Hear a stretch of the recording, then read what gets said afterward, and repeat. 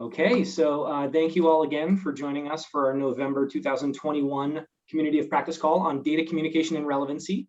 I will just jump straight in. We're going to be hearing from a few guest speakers and see some examples of reports and hear ideas about how to increase relevancy with COVES data. So beginning to kind of coordinate some of this from a pre-existing group that has met, Caitlin Tracey-Miller, who is the Assistant Director of Visitor Research and Evaluation at the Cincinnati Art Museum, will be guiding us through this conversation a little bit. Next, we'll hear from Rachel Wolff, Audience Insight Analyst at the Minneapolis Institute of Art. And then we'll hear from Hsin-Yi Chien, researcher at the Exploratorium, who'll be showing us some data from her work at Explo. We'll be kind of watching the chat to see if questions come up, but if you do have questions or comments, we'll have plenty of time for the second half of this recording to have a group conversation, hear from others of you who have examples, because I know many of you are doing great work sharing your COVES data internally, externally. And we'll just have a good conversation around why this is important and what else we can do collectively and individually to kind of drive COVES data forward. So with that, I'll go ahead and mute myself, turn it over to Caitlin.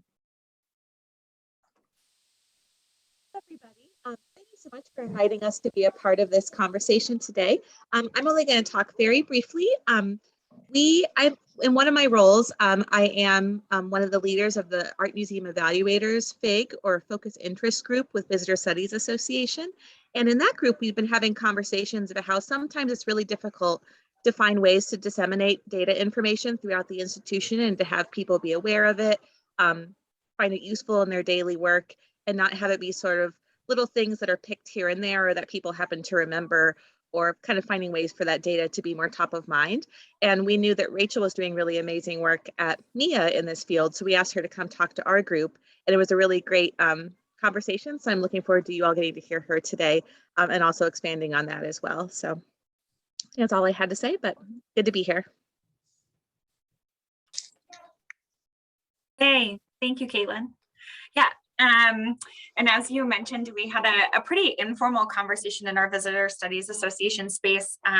So hoping for, with lots of questions and lots of sort of back and forth. So definitely open to that today. Ryan, thank you for monitoring the chat. And then I'm also happy to be stopped at any moment. I don't have any kind of formal deck to share today, though I will show a couple examples in a few minutes here, but just wanted to talk a little bit to start about how we arrived at some of the examples that I'll share today in this sort of vein of data relevancy, data transparency, and actually data-driven or data-informed decision-making.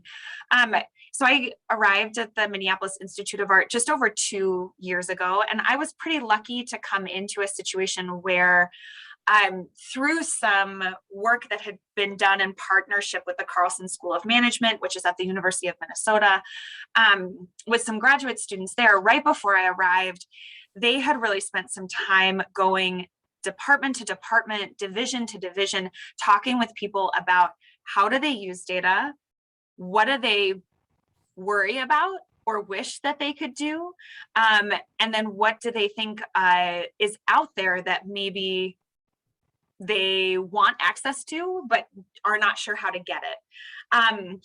So when I got to the institution, I actually had these sort of personas for each division and even down in some cases to each department about here's how we're using data. Here's the data sources that we're using. Here's where we're accessing them from. And then here's the challenges that we're really facing or the opportunities that we wish we could pursue. So what I'll share today kind of comes in a lot of ways directly out of that conversation. And once again, felt very lucky to come into an institution that had kind of set that stage a bit, because what really came out of those conversations is we were using data everywhere from all sorts of different sources, from all sorts of different streams, storing it in different places. And that overwhelmingly people felt like, okay, I know stuff is out there, but how do I actually get access to it, know it's the most recent, and know it sort of has this like stamp of approval. The other thing that was a big conversation right when I joined the institution was helping our leadership team more fully connect the quantitative data that they were seeing with words directly from our visitors. So quite literally like quotes, experiences shared through the words and voices of our visitors, rather than just sort of looking at a number once a quarter or once a year. That had some to do also with the fact that at that point, my position was seated in our visitor experience department.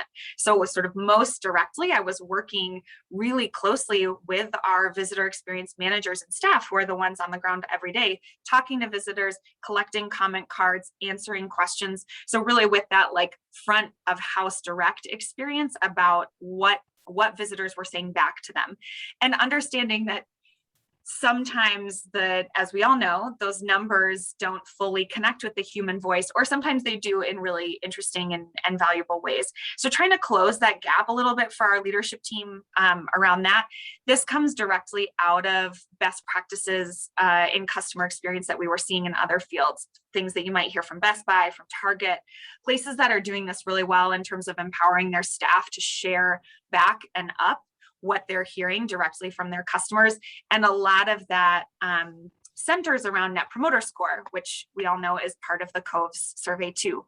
So we were looking at some examples from mostly for-profit institutions who are saying, okay, how do we report regularly on Net Promoter Score, but then bring this direct customer experience voice to it? And that led to very quickly after I started at MIA, beginning a voice of audience program, really in partnership with that visitor experience staff, with other staff. I think Alice is on this call too, who are doing research and evaluation at the institution, and then trying to integrate all of our front of house staff. So anyone who may have direct experience with what we initially thought of as audience, initially thought of as visitors, now we think more broadly of as audience, sort of post-pandemic, to make sure that they were part of that conversation in order to create a program and a report and a document called Voice of Audience.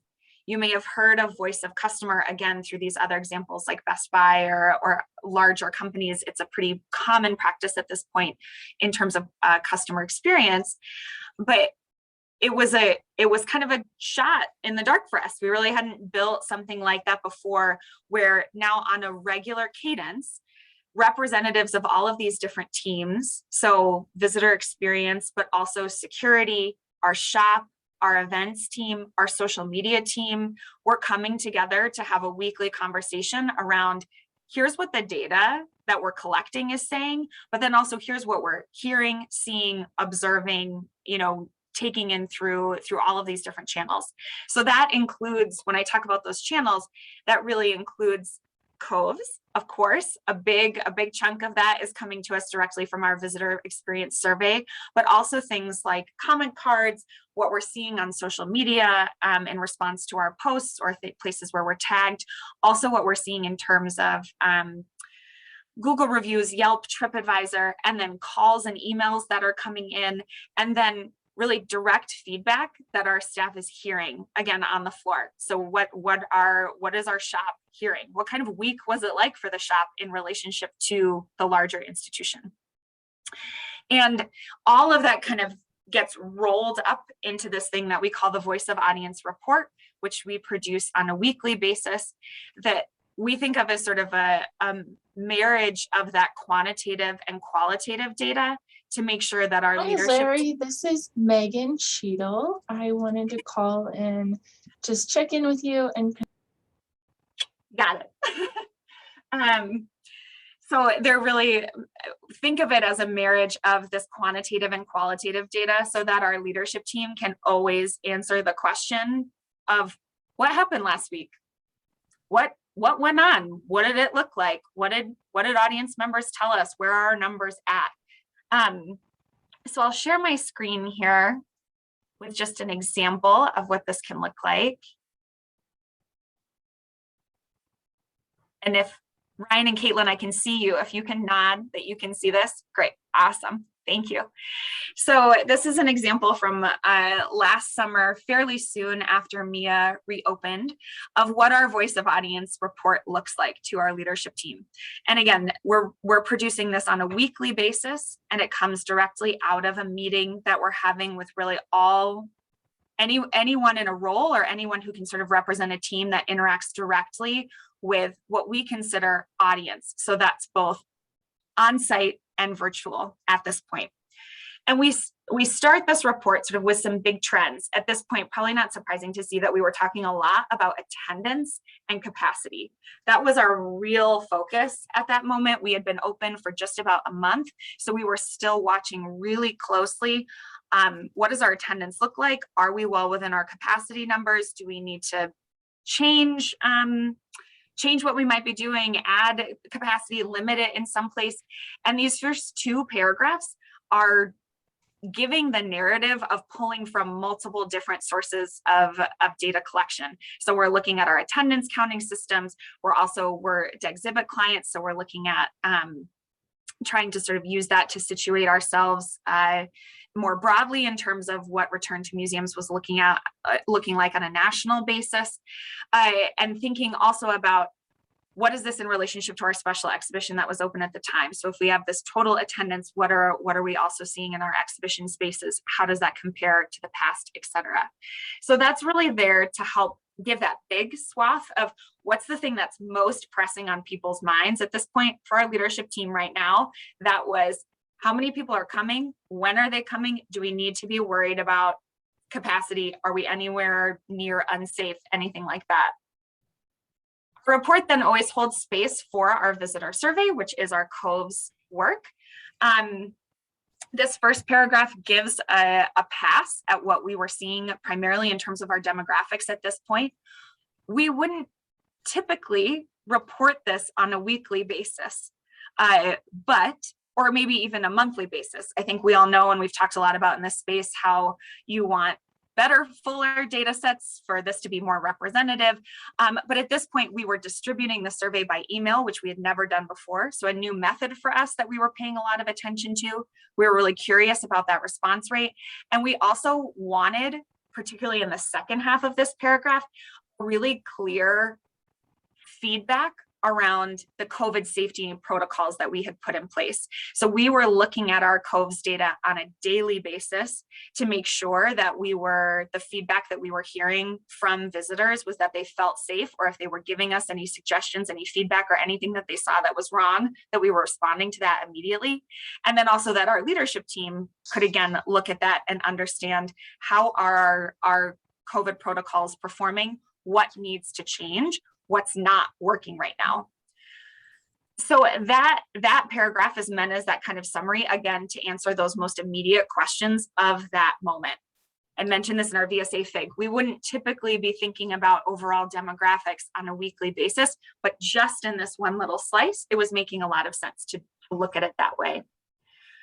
We then do, as part of that visitor survey, really the piece that initially prompted building a voice of audience program, and which I already mentioned, which is thinking about our Net Promoter Score. And thinking about our Net Promoter Score, not just as a number, of course, but then giving some actual context, some actual audience voice to it. At this point, about a month into reopening, we had a Net Promoter Score of 92.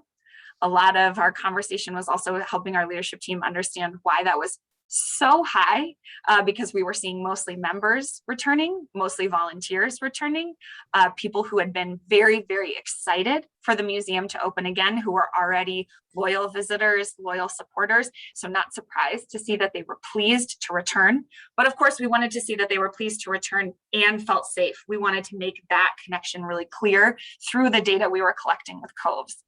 And then making sure that, again, our leadership team has new words of actual visitors that they can look at. So choosing, a sort of smattering of comments that feel more broadly representative. We were hearing from people about, I just love visiting the museum right now because it provides this safe escape. We're hearing comments like that over and over again, or things like, I'm coming here because you're doing a great job at distancing, wearing masks, cleaning, limiting people. That's really impacting the fact that I feel comfortable visiting here. We were also hearing handful of comments from detractors. For example, in this, we had gotten 2 comments in the last week here of just a current ongoing concern for safety. So sure, I came and my experience was fine, but I actually wouldn't recommend it to anyone because just people are worried about that right now, and helping our leadership team understand that even if we were doing everything possible to make it really safe, people won't return for reasons that we can't control. And we have to sort of understand that and situate that. And then we also had a particular, the exhibition that we had on at that time had a noise component to it that we had talked about quite a bit internally, how to manage. So calling out for them that we did receive a comment about it, but we received one comment about it. So helping understand sort of the difference between one comment and an overarching trend of people responding to something. Hey, Rachel, would you mind magnifying this just a little bit to take up some of the margins so people can see a little bit better? Sure. Great, thanks. And I'm like, can I? No, I actually don't even know how to do that in Adobe because I'm not very proficient. Oh, there it is. Oh. Now I made it grumpy. Uh-oh. I take it back. Adobe, if you're listening, don't pay attention. Go away. Okay. Here, maybe like that. How's that? That looks good. Thank you. Okay. And I'm like, the actual words here aren't always super exciting, but yes, Ryan, good call out. So following that, we then we dive into our special exhibition at the time, which looks really similar to how we're presenting the COVES data. We're also running a survey for our special exhibition, which mirrors our COVES survey, asks really similar questions, but also digs into themes of the exhibition and some other more longer term evaluation pieces that we're studying at the institution. So sharing some of that information, and again, sharing Net Promoter Score in the same way. So we were at 72, what are people saying? This exhibition particularly dealt with stories and themes of immigration, migration, and refugees. And so it was a fairly intense experience where many people were telling us, this is a really important topic. I'm recommending it because we need to understand what's going on in the world. And then others were saying, I wouldn't recommend it. This was really distressing personally. Or in one case here, the second comment that we got, saying that it was shallow, overdramatic, and simplistic. But again, understanding that one comment sort of in a larger context of a Net Promoter Score of 72, that our front of house staff may be hearing that, or we may be seeing that in the survey, but that it's not the overarching trend of response. And again, I think we've gotten better internally at sort of connecting a bit to the actual language visitors are using and being a little less afraid of it, where it's not easy to read that the exhibition that you currently have on view is shallow, overdramatic, and simplistic, but it's helpful to read to actually have that language, to not just sort of gloss over it, and to again understand it in a sort of fuller context. We also, these last two pieces, we were preparing for an exhibition that was actually audience submissions. So visitors and members of our audience from across the state of Minnesota were sending in artworks to prepare for this Foot in the Door exhibition. So we were talking a little bit about that to check in on that. And then what we were seeing in terms of social media. So what we had shared over the last week, and then some examples of posts that had gotten the most engagement. What did that engagement look like? What are we seeing in terms of user produced engagement, et cetera? So again, sort of trying to connect that story across the board of, we have visitors on site, we have people that are still only interacting with us in online spaces. What can we see across that? And I'll say that this is an example that I chose because it was while the exhibition was still open, and we'll look at that dashboard in a second. But we also include special events in here. We also include information about tours. So we're sort of summarizing all of those numbers, again, with direct quotes from visitors or participants or audience members as those things are coming up. So this one doesn't have an example of an event inside of it, but if we had had a lecture, we would include that attendance and we would say, here's some comments that we received on that, you know, et cetera. And this goes to our leadership team on a weekly basis, as I mentioned, along with this dashboard. which is specific to the special exhibition, and is looking at maybe the things that we're more used to seeing, things like attendance, net promoter score, overall experience rating, but then we're also keeping track of revenue and some pieces related to membership, very quantitatively driven. But I share this because this is an example of a place where we're folding in lots of different data collection streams into one document. So just like the Voice of Audience report, which is looking across all of these different feedback streams, all of these different departments that are working directly with audiences, this dashboard is doing the same thing, where it's pulling from multiple systems that are storing this data in order to produce that sort of streamlined report on a weekly basis, so that again, our leadership team and then any other major stakeholders or subject matter experts have the kind of centralized place to look for this information, know that it's the most up to date, know that it's sort of come with that stamp of approval. And then of course, this is an example of a final version of this dashboard. You can see at the top that elapsed time is 100%. So that means that the exhibition was over. So anytime there's a question of, well, what were our ticket sales there? Or what was our attendance? Or what was the overall net promoter score? It's in this dashboard. It's stored there for access.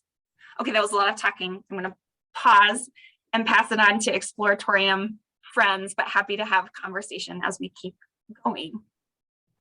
Yeah, thanks. There were some pretty direct questions in the chat, which we can come back to, but Hsin-Yi, Right. I think it would be great if you were able to jump right in. Sure. Thank you for this awesome presentation. I learned a lot, Rachel.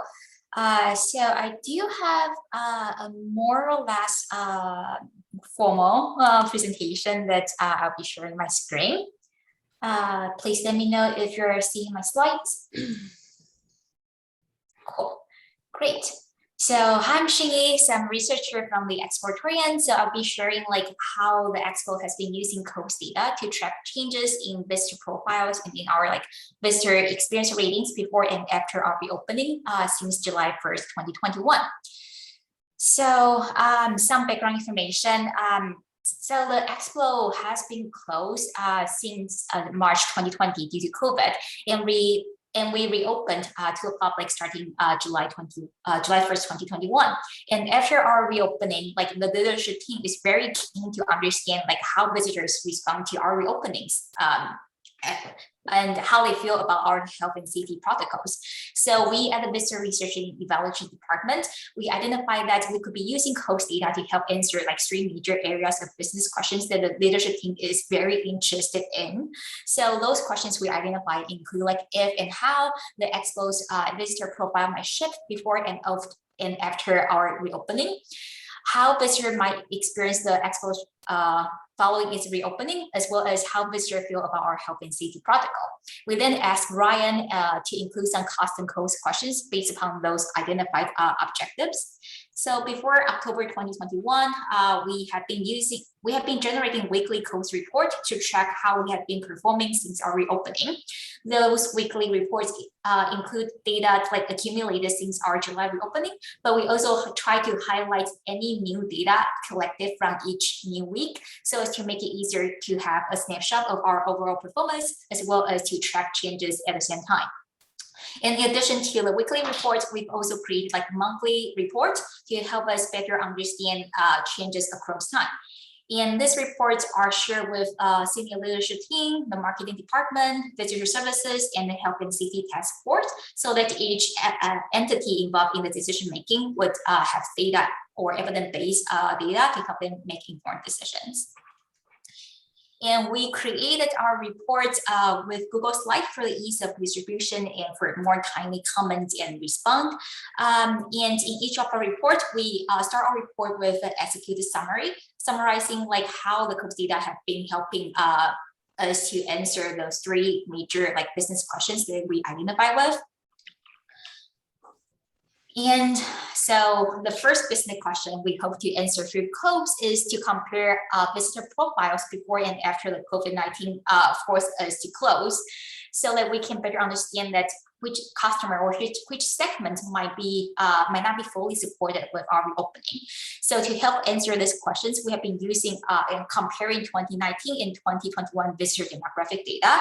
So some of the demographic variables we have been looking at include race and ethnicity, gender, household income, as well as Expo membership.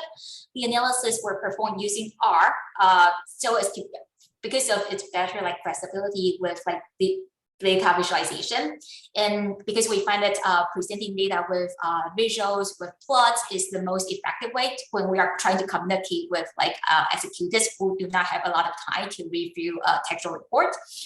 So below I'll be sharing some snapshot from our past COVES reports we've been generated.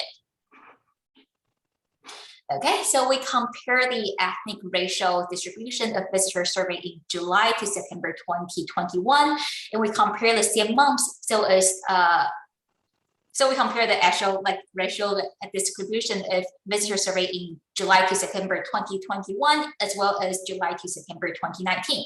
So we compare the same months to control for a season effect, and we chose like the bar chart to represent the descriptive data because it will make readers more easily make comparison. And once the descriptive data were plotted using a bar chart, we also perform inferential statistics to examine if any changes in the racial distribution between the two periods might be significantly different in a statistical sense. And the follow-up analysis revealed that the proportion of visitors who self-identify as like Hispanic or not Latinx actually increased after our reopening in 2021. We presented visitor gender analysis with a dodged bar chart, followed with an inferential test. Inferential test results suggest that the balance of males and females shift after our reopening with a drop in the percentage of females. As for household income analysis, we found that visitor surveys in July to September 2021 actually show a greater household income compared to visitor survey in July to September 2019. Perhaps a more telling result is the comparison of visitors who have an Expo membership. So we found that the percentage of visitors who had an Expo membership was larger in July to September 2021 as compared to July to September 2019. So taken together, the Expo COVES data did not paint a very clear picture about like how COVID might affect the diversity of our visitor profile. So we're hoping that we can be learning from the whole COVES community as a whole to better understand how COVID might influence the visitorship of the cultural institutions. And the second question we're hoping to answer through the help of COVES data is how visitors experience the Exploratorium before and after our reopening. So to this end, we compare key visitor experience metrics such as Net Promoter Score, overall experience rating, activities during the visits, etc., before and after the COVID forced us to close. So this was done through tracking weekly visitor survey data since we reopened in July and by comparing 2019 and 2021 data. Below, I'll be showing using Net Promoter Score as an example of how we have been analyzing like visitor experience KPIs. Okay. So in our weekly reports, we presented data we are accumulated up to date, but we also highlight noticeable changes due to the new data we collected from each week. So the overall picture noticed from our data is that visitors that visited since our reopening in 2021 actually reported a higher Net Promoter Scores than visitors surveyed in 2019. And in addition to just presenting the Net Promoter Score, we totally agree with Rachel that when quantitative data is also validated or amplified with qualitative visitor responses, the result will be more telling. So in addition to presenting the Net Promoter Score, we also analyzed visitors' open-ended responses explaining their Net Promoter Score by subjecting the whole qualitative data to quantitative textual analysis to identify high-frequency keywords as indicators of the reason for visitors' NPS ratings. So those bar charts and the word clouds are the result of our quantitative textual analysis. And we summarize those results into like top 3 reasons that explain for visitors like NPS. Also included in the appendix is a complete list of visitors' open-ended responses, explaining their NPS for any readers who might be interested in having a more deep dive into the qualitative data. And those quotes were organized by the NPS grouping. In our monthly report, we track how Net Promoter Score shift from July to September 2021. So like how the NPS score like shift each month. We also compare 2021 data against 2019 data. And we found that compared to the pre-COVID 2019 data, visitors who visit the Expo since our 2021 reopening gave a higher NPS.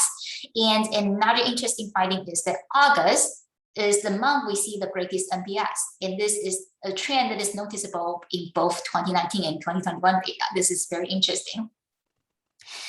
Again, given that we saw a higher percentage of visitors coming in 2021 had Expo membership, and we also are aware of the fact that members tend to give a higher Net Promoter Score. So we further analyzed Net Promoter Scores reported by members versus non-members. And results show that generally speaking, both members and non-members alike surveyed in 2021 gave a higher NPS than their counterparts surveyed in 2019. So those data through different ways of analysis tell a collective and like coherent picture that our visitors coming in 2021 actually have a good visitor experience as noticed by the visitor experience KPIs.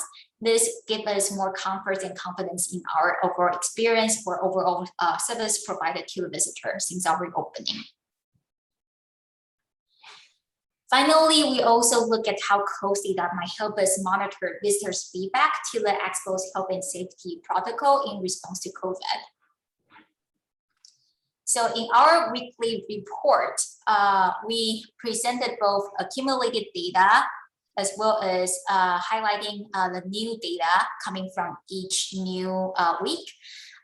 So as to allow us to visualize if any newly implemented like health and safety protocol might shift the trend in visitors' response with regard to their health and safety concerns. So for example, the Expo, like we started asking visitors to present proof of vaccination beginning in September. And the analysis of visitors' pre-visit health concerns data indicate that the percentage of visitors having some pre-visit health concern in September did not significantly differ from what we saw with visitors surveyed in July or visitors surveyed in August. So this told us that it's likely that the vaccination requirement alone did not significantly affect visitors' pre-visit health concern. And similarly, we also track visitors' post-visit health concerns as open-ended responses regarding how they feel about the Expo's health and safety efforts could reveal important insights. We qualitatively coded those open-ended responses and presented a summary of the whole list of health and safety protocol that the visitor identified as very important, and then the Expo has been doing well with. More important to us is what we should be improving on so as to make sure that visitors would feel more comfortable and safer. So therefore, we reported and highlighted like visitors' quotes about what they found dissatisfied with us. And we highlighted those quotes in the report. So in addition to the COVES COVID questions that every COVES participating institution used, we also asked Ryan to create a custom question with which visitors were asked to select all the health and safety procedures that feel very important to them. And we present those data with this bar chart. And we track what visitors' response trend shift over time in our monthly report. An interesting finding is that while visitors surveyed in July noticed that or like reported that having sanitizers is the most important health and safety protocol, visitors surveyed in August and September actually say that mask requirements to be the most important health and safety protocol. And this likely might be a result of the Delta surge beginning in August. So since the Expo like implemented indoor masking requirement before the California government like made it mandatory, so monitoring this kind of like a visitor like feedback to our health and safety procedure actually made us more confident that our decisions are in line with visitors' experiences, and we feel more supported. So those are some snapshots of how the Expo have been using like COVES data, and how we have been trying to use visual communication strategies to make the COVES data more interpretable and digestible to the leadership team to help them make informed decisions. And I welcome any questions and feedback. Thank you. Thank you so much, Hsin-Yi. This was great. Okay, so we've just seen two really good examples. I wrote down about 17 questions that I have, but I'm going to be quiet, and this is your opportunity to jump in. You can either use the chat or choose to unmute yourself and ask Rachel and Hsin-Yi some questions about the examples they shared.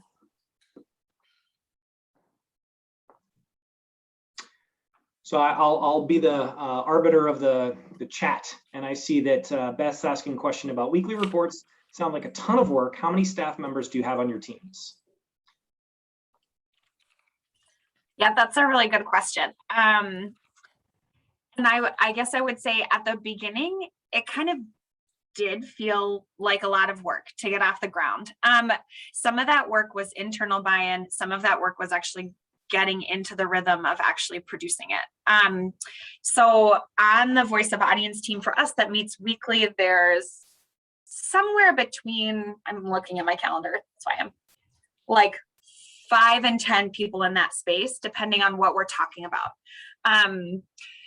Consistently, attendance is really rooted in our visitor experience team, security, shop, and events, and social media, representatives from each of those spaces.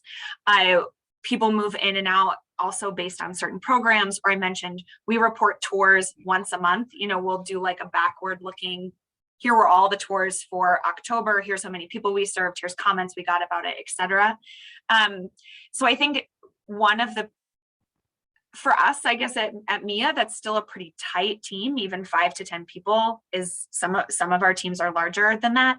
And it is a kind of standing meeting that is just on people's calendars. They know to expect it. It's every Monday at 2. We also work the actual logistics of how we run that meeting and put together the report is that we have a standing agenda where all the representatives from those different departments fill in stuff throughout the week, or fill in stuff throughout the meeting, or throughout the day before the meeting. So sort of everyone comes back to work on Monday, and or for our front of house staff, they're working over the weekend, and they're contributing to that standing agenda, which we hold inside of a Google Doc throughout the whole week, so that by the time we get into that meeting space, it's really, we're moving through. We know everybody has their space to talk, and we know what that agenda entails. Again, it took a little bit of time, I would say, to get into that rhythm and to sort out what to bring into that space, what not. We'll often sort of put a pin in if something comes up in that space and we're like, oof, this is bigger. We can't tackle that in the 45 minutes that we have here. Or something we talk a lot about in that space too is the difference between voice of audience and voice of staff. So we may be hearing things from staff about the experience that they're having on site that we're not hearing from the audience. Those move up through different channels. So I think we could try to keep the bounds on that pretty specific, and the purpose of it pretty specific, to the point where the meeting itself works really smoothly, again, because we've set up that clear agenda. And now, you know, sort of showing you the report of that formula, then it is me just literally plugging it in every week. So we had our meeting yesterday. Our leadership team meets 9 a.m. on Wednesday. So that's the turnaround. It's 2 a.m. Monday to 9 a.m. on Wednesday. I'll probably write it at 3 o'clock today. That's when I have a hole in my schedule. At this point, because we're in that rhythm and because all of that information is in that agenda document and we've covered it, we've talked through it, the actual writing of it doesn't take me a super long time, but you do have to leave that space to kind of get going, and then also feel really comfortable saying like this falls outside of this, you know, that this is actually not, this is more now about an internal process or internal dynamics or something that's not working for us. Here's the other channel we're going to bring that up through. And there was just one more thing that I was going to say related to that flew out of my head and may come back. I can't remember, but yeah, I hope that's helpful a little bit. And so there were a couple questions in the chat about who these reports are shared with. It looks like Alice has been responding on behalf of Mia, and Hsin-Yi chimed in as well. Those are good questions. Rachel, you mentioned several times the idea of buy-in, and both of you are talking about weekly reports, right? Like this is happening weekly. So I'm aware of your data collection methods and your sample sizes and stuff, but maybe you want to speak a little bit about how much data is collected each week and why weekly reports are necessary in the cadence, maybe in the long run, what you see happening.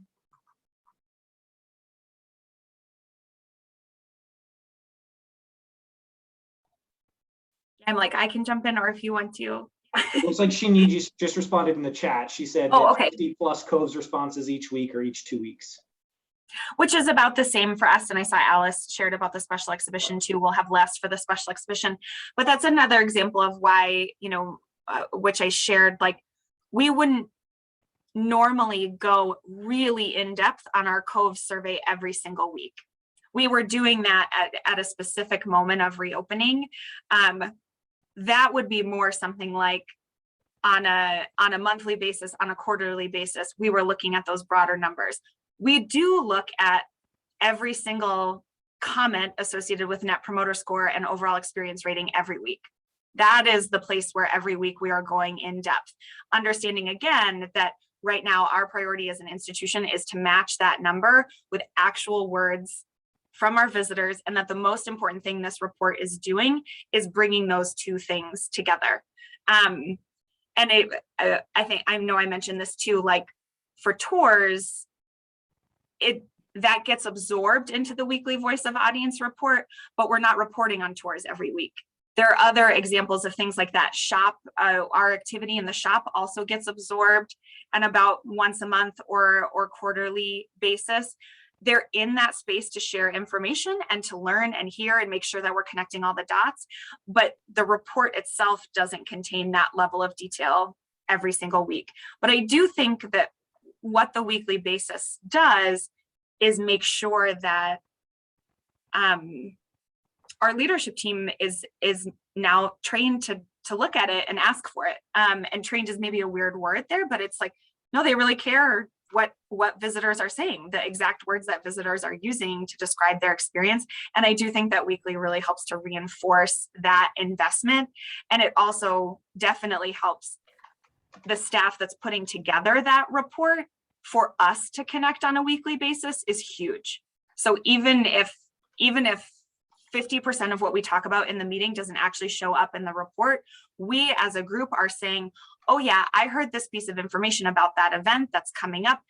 We should all have on our radar. Here's something that we're, getting calls about.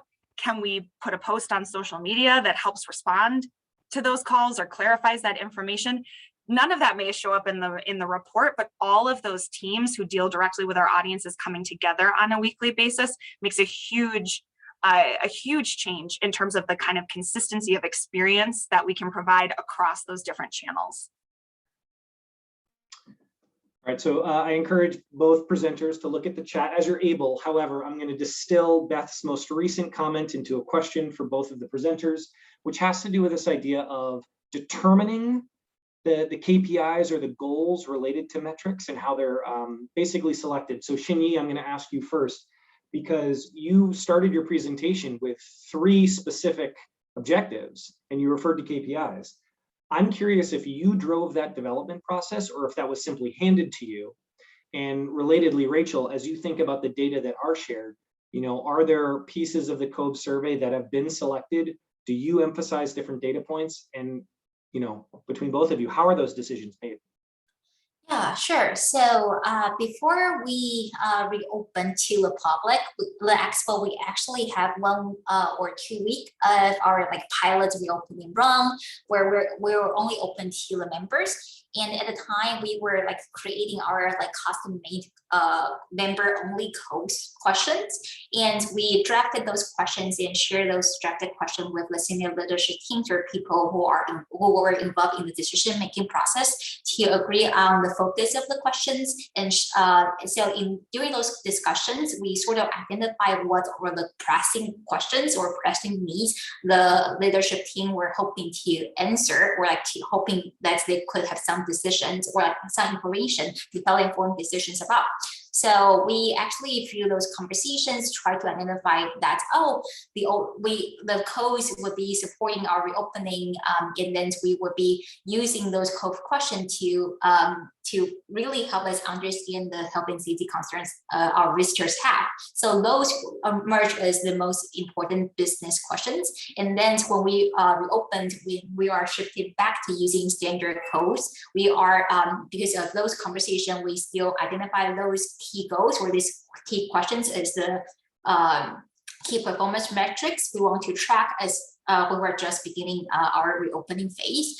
And then I assume that once everything got standardized, we would probably need another like a deep dive with the leadership team to further identify what kind of business questions or like support they would need from COVES to like shift the focus of our report or our analysis. Yeah, and Lauren, I'm reading your question here about how do you decide what areas to shine the focus on? Something that and Ryan, I think this is related to your question too. Something that I think works particularly well about the Voice of Audience sort of program is that often we don't decide, our audience does. So we'll come into that space and our visitor experience team will be able to share, we received 50 calls and emails about this thing in the last week. That may not be something that we were actually talking about internally or had on our radar or something that we're focused on, but it's something our audience is caring about right now. And it's an opportunity to kind of turn some of that on its head and say, we have to give this attention. Like we have to address this on some level. So I think that can often help. We are also tracking sort of overall institutional KPIs around our audience attendance, special exhibitions, revenue, things like that show up in that space too. But I guess I would just share that we try to kind of hold them next to each other of, if something has a lot of presence internally, are we actually seeing audiences talk about it? And then can audiences show us what we're maybe missing because we're in a different mindset, we're focused on different things. And I think that is something that Voice of Audience does super well in that way. And to that end, we also sometimes use it as a platform to kind of get the attention of our leadership team and say, this is in the report this week. You're all in this space together on Wednesday morning for 2 hours, and we actually need an answer. We need an action. We need a talking point, kind of using it as a space to call out. Sometimes it's just a report. And then every once in a while, it's like, oh, we need a decision, or we need this to circle back in some way because we're hearing something and we don't know how to respond to it.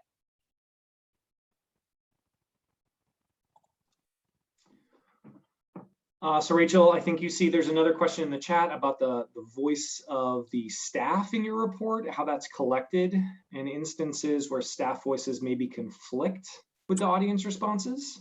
Yeah, so right now we don't collect staff voices in a consistent way. That's a program that one of my colleagues inside of Visitor Experience is actually working really hard on to understand how to do that well. And because it's hard, because even we can make the distinction between sort of voice of audience and voice of staff, but then even within voice of staff, it's comments both about audience experiences or audience feedback and staff experiences and staff feedback. I'll use an example of, and this isn't related to COVES data, but I can talk about that too in a second, of events held at the museum where we, probably not unlike many of you have weddings almost every Saturday, and they're ramping up full back now, which means that in some of our public spaces and gallery spaces, set up for those starts at 2 p.m. on a Saturday when we are still fully open, and it's often our busiest day. Our staff sometimes feels that tension, feels that that's disruptive, or can feel like they're having to do extra amounts of sort of service for visitors around that moment. We actually don't hear very often directly from visitors about that. So that's a really good internal distinction to make. We're not getting comment cards, emails, calls. It's not showing up in the survey, but our staff are perceiving that the level of service that they would like to give is interrupted by an event like that. So that's an internal, one that we talk about a lot in that space, where often we'll sort of put a pin in it. And I say, like, but have we gotten any comments about it? It's not in the survey at all. Have we, do we have any documented, anecdotal, oral feedback? No. Okay, then let's move it up a different channel. I haven't found so much instances where staff voices conflict with audience responses from COVES data. I'm trying to think of an example. I guess maybe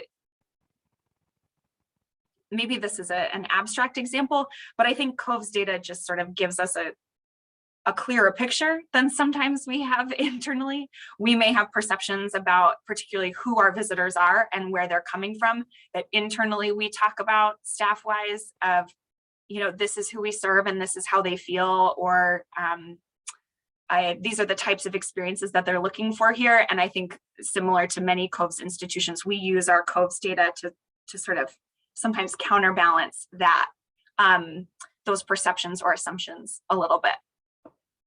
Yeah, myth busting.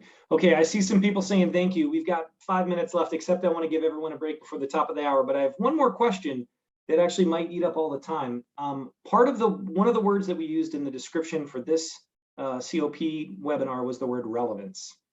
You both addressed that really well. The questions about how the KPIs are identified, which metrics to focus on, why this matters.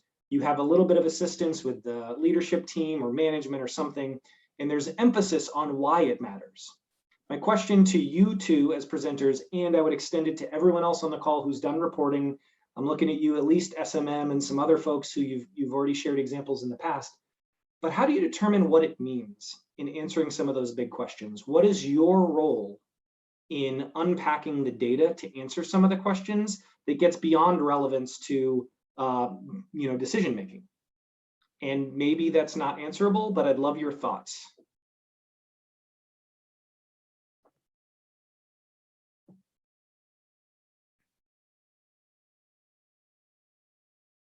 Did we use up all our words? Our word quota was met on the call. We can't do it. Yeah, Marjorie, it's a good point. We should do a whole session on that. We should, because this is something we're debating so much internally right now, right? During a time of data overload and also decision overload, does this actually shift a little bit more to us than we would like it to during normal times? And if so, how do we do that responsibly? Yeah, maybe so. You're saying it was unfair of me to just spring it on our presenters last minute at the end of the session? Yes, Ryan. That's absurd. I think it was totally appropriate. Well, okay, maybe we can table this for another conversation, but maybe we acknowledge it all, that it's a tension we're all feeling, because with this data that particularly us as COVES consumers tend to be very familiar with, but maybe other people aren't. They're looking for the what does this mean factor, even if they've had a role in determining KPIs or looking for certain pieces of information. But driving, Hsin-Yi, your slides were particularly informative because you showed change over time. You talked about inferential testing. And yet, if you say the Net Promoter Score was significantly different from July of 2019 to July of 2021, there's this underlying question of okay, what does that mean? So without putting you all on the spot now, maybe we'll say that's a great suggestion, Marjorie, and we will dedicate a future COP call to meaning making from the data and the role that we all play in helping our institutions.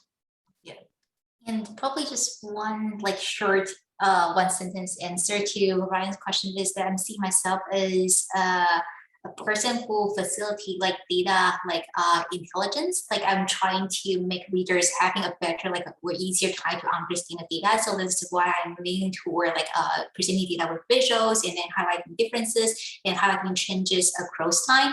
And then I also try to highlight any caveats about like how they should be interpreting the data. So like a lot of time, especially for OER, we see a jump in terms of overall experience rating, but we also highlight in our report that there's a wording change in COVES in between like 2019 and 2021. So we want to make sure that you are all aware of this fact. So we could not make conclusive like attribution.